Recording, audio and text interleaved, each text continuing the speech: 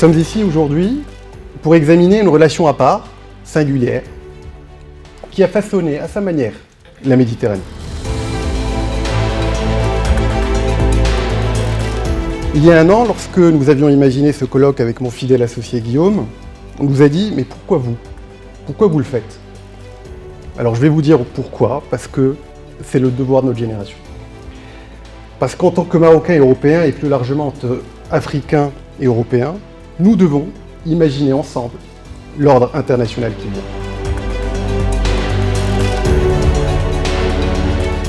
Je trouve toujours intéressant de commencer un colloque qui cherche à donner des éléments de compréhension du temps présent en historisant justement ces questions-là. Ça peut paraître toujours un peu en décalage, probablement de revenir sur le temps long. C'est un passage obligé pour donner non seulement des outils de connaissance, mais je crois des grilles de lecture.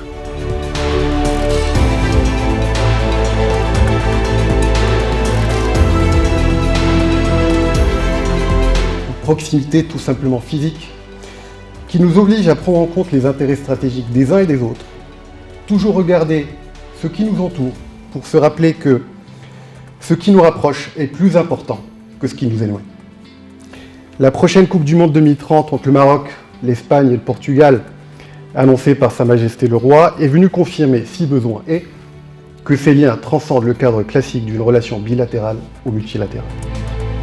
C'était un échange qui a été animé, qui a été dense, qui a été substantiel, à la fois sur le diagnostic de la relation, mais aussi les propositions, les interactions également avec le public, et que je pense que c'était d'autant plus intéressant qu'il y avait un panel où nous avions tous une diversité de profils très complémentaires, même par-delà nos positions, unis par un point commun, c'est notre profond attachement et affection au Maroc, la vision stratégique que nous avions de la relation avec ce pays. La relation France-Maroc, elle s'inscrit dans le temps long, et ça c'est important, et il faut toujours la voir sur ses fondamentaux, mais la relation Union européenne-Maroc, il en est de même.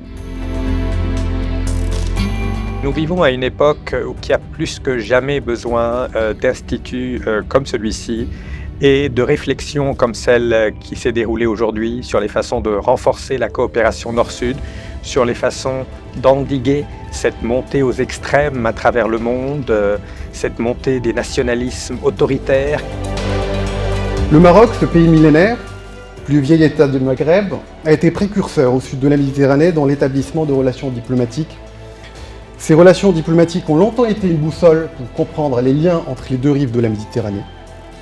Nouvelles alliances, rééquilibrage géopolitique, partenariat spécial. Nous vivons un moment clé de notre histoire et notre conviction chez MGH Partners est qu'à l'aune des bouleversements que connaît la gouvernance mondiale, les axes de coopération entre Rabat, Madrid, Bruxelles doivent se réinventer pour affronter les défis globaux. Pour parler de notre histoire commune d'abord, comprendre sa complexité, puis aussi l'avenir de notre communauté de destin sur la nouvelle économie, le patrimoine universel, les différentes transitions industrielles. Nous allons essayer de réfléchir collectivement à une nouvelle alliance Sud-Nord, équilibrée et résiliente.